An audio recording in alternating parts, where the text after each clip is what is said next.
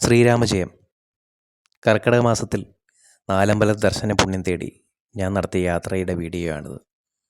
ആദ്യം പോയത് തിരുവില്ലാമല ശ്രീ വില്വാതിരിനാഥ ക്ഷേത്രത്തിലാണ്.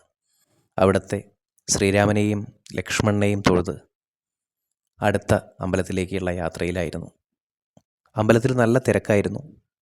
തൊഴുത് ഇറങ്ങി അവിടുത്തെ പായസം വഴിപാട് സ്വീകരിച്ച് മെല്ലെ അടുത്ത അമ്പലത്തിലേക്ക്, അതായത് ഭരതക്ഷേത്രത്തിലേക്കാണ് നമ്മൾ പോകുന്നത്. പുൽപ്പൂരമന്തം ഭരതക്ഷേത്രത്തിലേക്കാണ് അടുത്ത യാത്ര. എല്ലാ അമ്പലങ്ങളിലേക്കുമുള്ള ലൊക്കേഷൻ കൃത്യമായി ഞാനിതിൻ്റെ ഡിസ്ക്രിപ്ഷനിലും അതുപോലെ തന്നെ കമൻറ്റിലും കൊടുക്കുന്നുണ്ട്. അപ്പോൾ അത് നോക്കി കൃത്യമായിട്ട് നമുക്ക് പോകാവുന്നതാണ്. പാലക്കാടൻ ഗ്രാമഭംഗി ഒന്ന് വേറെ തന്നെയാണ്. ഒരുപാട് സ്ഥലങ്ങൾ കവർ ചെയ്ത് ഏകദേശം 22 കിലോമീറ്ററോളം യാത്രയാണ് നമുക്ക് തിരുവില്ലാമല അമ്പലത്തിൽ നിന്ന് ഈ പറഞ്ഞ 2 ക്ഷേത്രങ്ങളിലേക്കുമായിട്ട് ഉള്ളത്. അപ്പോൾ ഭരതക്ഷേത്രത്തിലെത്തി. പുൽപ്പൂരമന്തം കൊൾമന്ത് തന്നെയാണ്.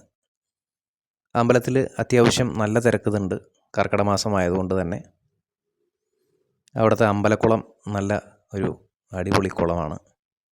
നല്ല തിരക്കുണ്ടായിരുന്നു. അവിടെ തൊഴുത് ഞാൻ മെല്ലെ പുറത്തേക്ക് ഇറങ്ങി.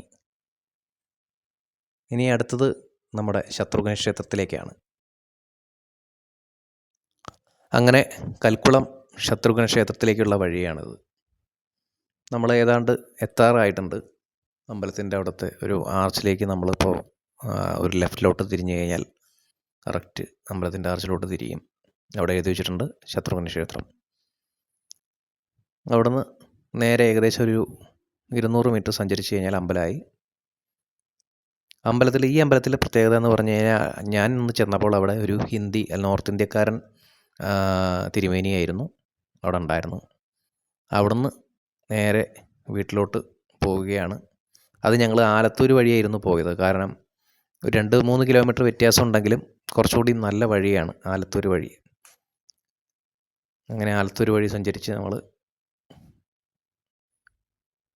ചേലക്കരയിലോട്ട് പോകുന്നു. എത്ര മനോഹരമായ സ്ഥലങ്ങളാണല്ലേ!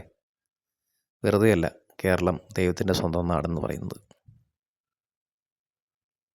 അപ്പോൾ എല്ലാ അമ്പലങ്ങളിലേക്കുള്ള ലൊക്കേഷൻ ഡിസ്ക്രിപ്ഷനിലും അതുപോലെ തന്നെ കമൻറ്റ് ബോക്സിലും ഇട്ടിട്ടുണ്ട്.